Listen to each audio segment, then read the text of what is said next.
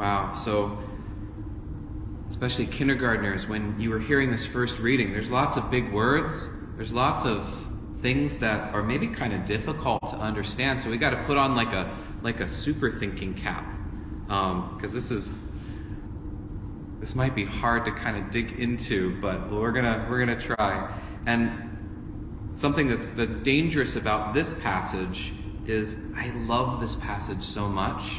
And so I'm in school right now, just like you guys. So for a good chunk of the year, I studied just this part, and I had to read it in Greek and all of that stuff and just dig into it. So the dangerous thing is we could stay here for an hour and just keep talking about it, but we won't do that. I'm gonna try to hold back there, but I want to just give you just a couple things, because what St. Paul does here when he goes to Athens is he teaches us something about how as missionaries we're called to learn how to share the gospel within our present day culture. And one of the things is we have to get to know what are people into right now. This is one of the reasons why I love hearing about what are the different cartoons that you're watching right now, what are the Disney movies that you're watching. My little nephews had me watch How to Train Your Dragon 1, and then I really loved it, so then I watched How to Train Your Dragon 2. And one of the things that's important is that anything that's good, true, and beautiful is always going to lead us to God. So what I would encourage you to do is think about what are the maybe books that you're reading in school, maybe what are the shows that you're watching, and ask, where is something true, where is something good, where is something beautiful, but also where is there something maybe that's not true, good, or beautiful, because in many of the things that we have there might be a mix, and that's what St. Paul was faced with. So what he does is he comes into Athens. Now the Athenians, they worshipped a lot of different gods. They didn't know that there was God, but they kind of felt something in their heart that sort of moved him there, but they didn't really know how to talk about it. And so they saw mysterious things, wonderful things, beautiful things happening in the world.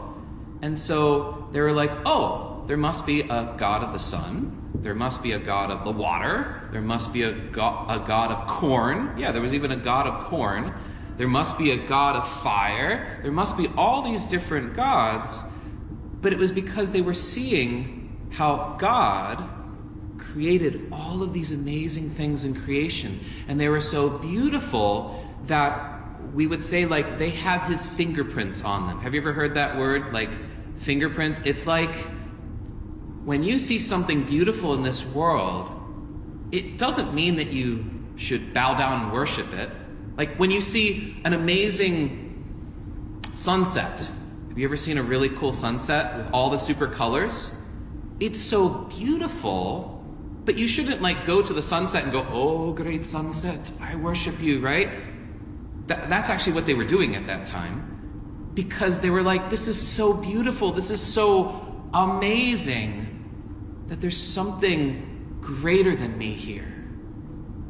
And what St. Paul was saying is, because he goes in there and he says, I see that you guys are very religious. So notice how he doesn't come in and say, you guys are all bad. He says, well, at least you're recognizing that there's something amazing that's happening. And yes, you're saying that there's all these other gods and they weren't really real. But then he says, I was looking around and I saw that you had an altar to a god that's unknown. This sort of, like, it's kind of the sense of, well, there's the God of this and this and this and this, but there's something more. And he says, I've come to tell you that what's been moving in your heart and this beauty that you see in creation, that unfortunately you're worshiping it right now, but I'm saying, well, at least you're seeing there's something amazing. I've come to tell you that there's someone who's above all of that. And what you think as gods are actually his fingerprints. And it's his way of loving you. And he then goes on saying, actually, that God came to us in a particular way.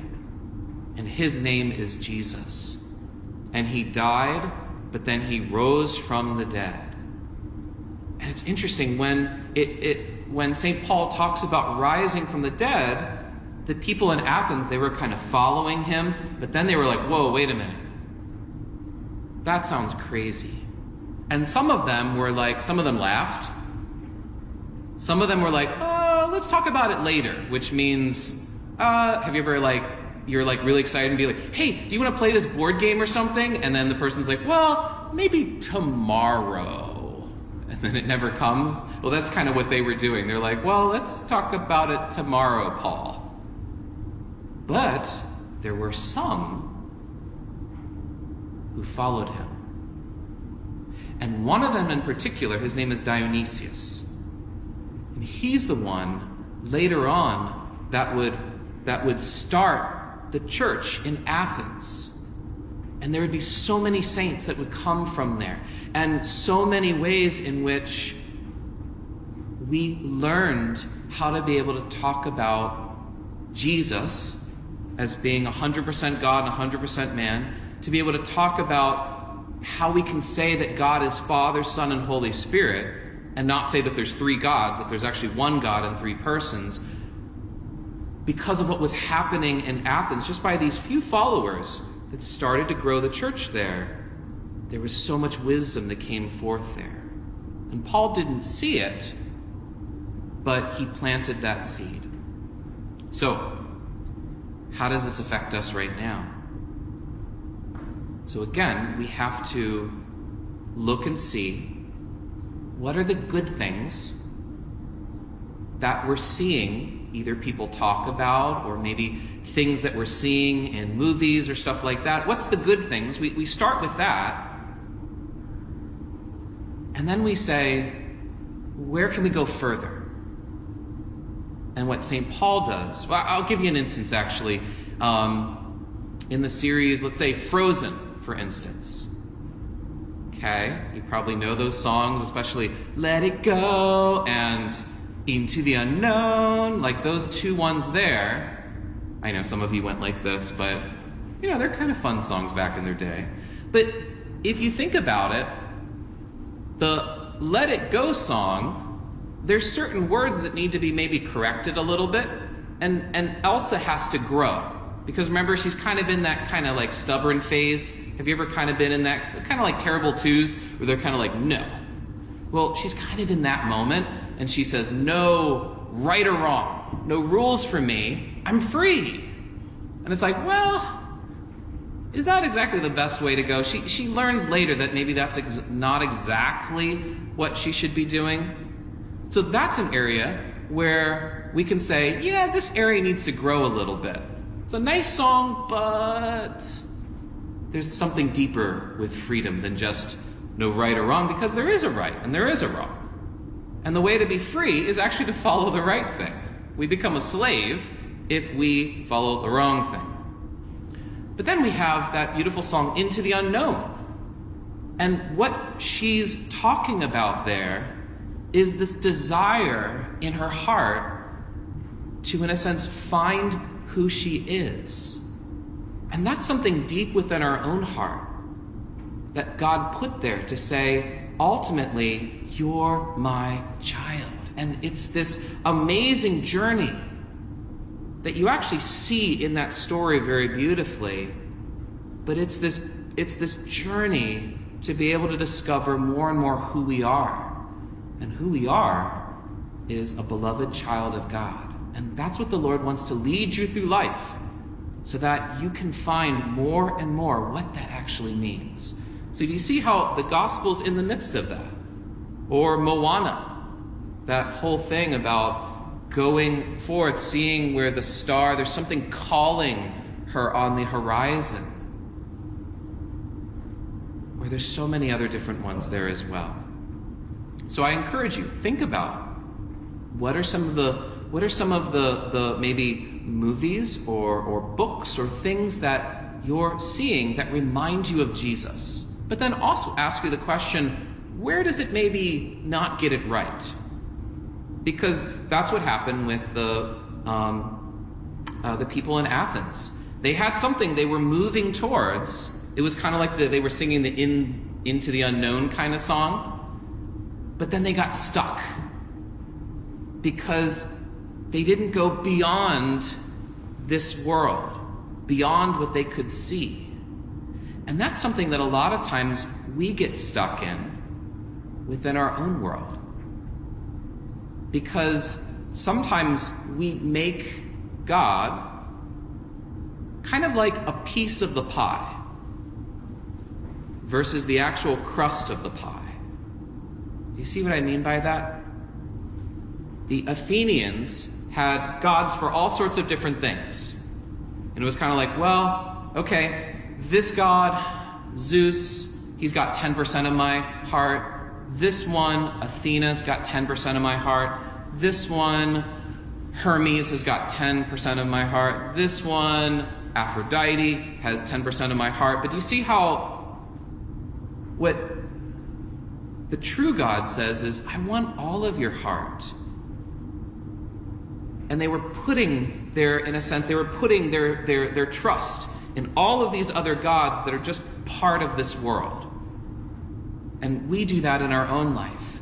We sometimes make God sort of a part of our schedule versus everything. We sort of say, well, I kind of have my school time, kind of have my friend time, kind of have my video game time, kind of have my chocolate cake time.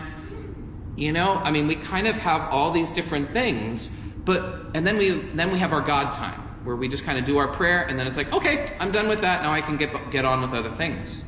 And what St. Paul is trying to show the people here is that there's actually a God who's the true God, who made everything, and you have to say yes to him first. He has to be in everything. He has to be in your friend's time. Are you bringing God into your friend time? Maybe as friends, are you praying together? Maybe when you get together after school or something, maybe get together and say, hey, let's pray a prayer together, that we can just really be true friends to one another.